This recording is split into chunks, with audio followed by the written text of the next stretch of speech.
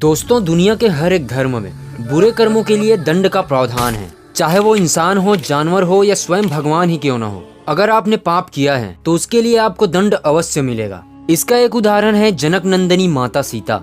कहते हैं कि माता सीता अपनी बाल्यावस्था में अपनी सहेलियों के साथ बगीचे में खेल रही थी। उसी बगीचे के एक पेड़ में तोते का एक जोड़ा बैठा था, जो आपस में भगवान राम और माता सीता के विवाह के बारे में बात कर रहे थे, जिसे सुनकर माता सीता का ध्यान उसी तरफ आकर्षित हो गया। माता सीता पेड़ के नीचे छुपकर उनकी बातों को सुनने लगे। तोती यह बोल रही थी कि इस संसार में राम नामक एक प्रतापी राजा होंगे और उनका विवाह सर्वगुण संपन्न जनक नंदिनी सीता के साथ होगा। इस बात को सुनकर माता सीता की उत्सुकता और बढ़ गई और सीता ने तोते के जोड़े को पकड़ लिया और उनसे राम और सीता के बारे में पूछने लगी कि तुम्हें ये सब कहाँ से पता चला। तब तोते ने कहा कि हम महर्षि वाल्मीकि के आश्रम में रहते हैं और हमने ये बात महर्षि वाल्मीकि के मुख से सुनी। माता सीता ने श्री राम के बारे में और भी बातें जानने की जिज्ञासा व्यक्त करते हुए तोते से कहा, मैं चाहती हूँ आज से तुम मेरे साथ रहो, मेरी सहेली बनकर, और मेरे राम के बारे में मुझे बताती रहो। यह सुनकर तोते ने कहा, हे सीते, हम आपके साथ आपके महल में नहीं रह सकते क्योंकि हम पक्षी हैं, हमें खुले आसमान में रहना पसंद है। यह सुनने के बावजूद